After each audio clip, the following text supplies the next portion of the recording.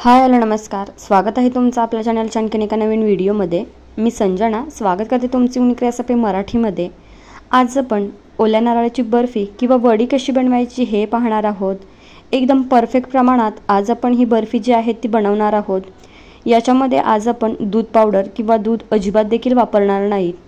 जर बर्फी बनवताना आपण दूध वापरलं तर ही जी बर्फी आहे ती जास्त दिवस अशी टिकत नाही।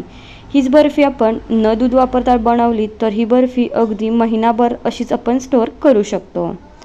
एकदम प्रमाणात परफेक्ट कशी बर्फी बनवायची याची रेसिपी आज आपण पाहणार आहोत। चला तर मग आपण वेळ न घालवता आपल्या रेसिपीला सुरुवात करूया। बर्फी बनवण्यासाठी इथं मी कढई गरम करायला ठेवली आहे आणि याच्यामध्ये आपल्याला 2 चमचे तूप घालून घ्यायचे आहे। तुपाचा वापर तुम्ही तुमच्या आवडीनुसार कमी अधिक करू शकता।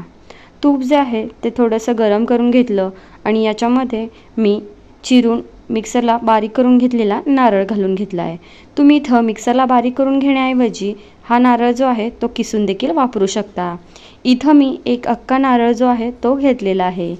एक अख्ख्या नारळासाठीचं मी प्रमाण जे आहे ते या व्हिडिओमध्ये मी तुम्हाला सांगणार आहे। आता हे जे आपण बारीक करून घेतलेलं जे खोबरं आहे ते तुपावरती आपल्याला चांगलं असं परतवून घ्यायचं आहे, जेणेकरून जे काही खोबऱ्यामध्ये पाणी असतं ते अगदी सुकलं जाईल। पाणी असं आपण नारळ जो आहे तो सुकवून घेतला म्हणजे आपल्याला बर्फी बनवण्यासाठी जास्त टाईम लागत नाही। तर इथं मी 4 ते 5 मिनिट हे जे नारळ आहे ते छान असं तुपावरती परतवून घेतलं। तुम्ही ते पाहू शकता, पहिली कन्सिस्टन्सी आणि आत्ताची कन्सिस्टन्सी छान असं घट्टसर आपलं हे नारळाचा किस जो आहे तो तयार झाला आहे। आता याच्यामध्ये मी पाव वाटी साखर घालून घेतली आहे। वजनी प्रमाण म्हणाल तर ही साखर जी आहे ती मी 200 ग्रॅम घेतलेली आहे। तुम्हाला जर अधिकच गोड आवडत असेल तर तुम्ही याच्यामध्ये 50 ग्रॅम साखर जी आहे ते वाढवू शकता। तर ही साखर घातल्यानंतर आपल्याला हे मिश्रण जे आहे ते याचं अगदी बर्फीचं बॅटर तयार होईपर्यंत परतवून घ्यायचं आहे। गॅसची फ्लेम जी आहे ती आपल्याला मीडियम ठेवायची आहे, कुठेही गॅसची फ्लेम हाय करायची नाही आहे। तर सतत आपल्याला हलवत हलवत हे मिश्रण जे आहे ते परतवून घ्यायचं आहे। छान असं हे मिश्रण जे आहे मी 15 मिनिट परतवून घेतलं आणि तुम्ही पाहू शकता 15 मिनिटांनंतर अगदी परफेक्ट असं आपलं बर्फीचं बॅटर जे आहे ते तयार झालेलं आहे। इथं मी साखर जी आहे ती पाव वाटी वापरलेली आहे आणि एक अख्खा नारळ घेतलेला आहे। एक अख्ख्या नारळासाठी पाव वाटी साखर जी आहे ती परफेक्ट होते। तर याच्यामध्ये ही परफेक्ट अशी बर्फी बनली जाते। तर बर्फीचं बॅटर तयार झालं की नाही हे ओळखायचं कसं, तर आपण ज्या कढईमध्ये बर्फी बनवत आहोत त्या कढईला अशी साखर जमा होते किंवा तो पाक जो आहे तो असाच पांढरा शुभ्र जमा होतो। तसं समजत नसेल तर हे बॅटर जे आहे ते तुम्ही पाहू शकता, हलवलं तर अगदी याचा गोळा तयार होतोय, म्हणजे परफेक्ट असं आपलं बर्फीचं बॅटर तयार झालेलं आहे। आता गॅस बंद करूया आणि ही बर्फी जी आहे ती एका प्लेटमध्ये आपण थापून घेऊयात। इथं एका प्लेटला मी तुपानं ग्रीस करून घेतलंय आणि आता याच्यामध्ये जे काही आपलं बर्फीचं बॅटर आहे ते काढून घेऊयात। तर परफेक्ट असं हे बर्फीचं बॅटर आपलं तयार झालेलं आहे। ही बर्फी जी आहे ती छान अशी आपण आता सेट करून घेणार आहोत। अशी उलटण्याने पसरवू शकता किंवा एखाद्या वाटीला थोडंसं खालून तूप तेल लावा आणि वाटीनं पसरवून घ्या, कारण हे बॅटर जे आहे ते गरम आहे त्याच्यामुळं आपण बर्फी जी आहे ते हाताने पसरवू शकणार नाही। छान असं हे मी पसरवून घेतलं आणि याच्यावरती गार्निशिंगसाठी इथं मी पिस्त्याचे काप टाकून घेतलेत।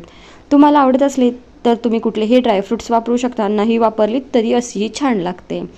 तर हे ड्रायफ्रूट्स टाकून झाल्यावरती थोडंसं आपल्याला वरून जे आहे ते प्रेस करून घ्यायचं आहे, जेणेकरून आपण जे घातलेले पिस्ते आहेत ते बर्फीला छान असे चिकटले जातील, बर्फी कापताना अजिबातही निघणार नाही।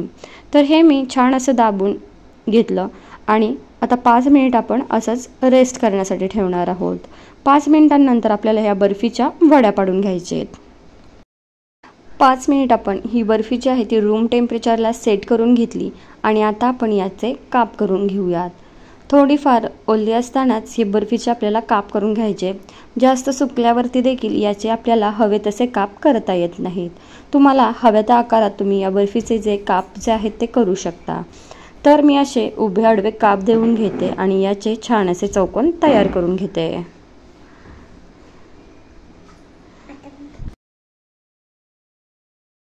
आपलं बर्फीचं बॅटर जे आहे ते परफेक्ट तयार झाल्यामुळे अगदी काप देखील आपले व्यवस्थित पडत आहेत। साखर कुठंही जास्त झालेली नाही आहे किंवा कमी पडलेली नाही आहे, तर परफेक्ट असे आपले हे बर्फीचे काप जे आहेत ते पडलेले आहेत. याच्यामधलीच तुम्हाला मी एक जी बर्फी आहे ती काढून दाखवते. अगदी काप केल्यानंतर लगेचच इथं मी ही बर्फी जी आहे ती उचलून पाहिली तर तुम्ही पाहू शकता अगदी छान अशी सेट झाली आहे. कुठंही काढताना देखील ताटाला चिकटलेलं नाही आहे. आधी आपण तुपानं ग्रीस केलेलं होतं, त्याच्यामुळे बॅटर जे आहे ते अजिबात देखील आपल्या खाली ताटाला चिकटलेलं नाही.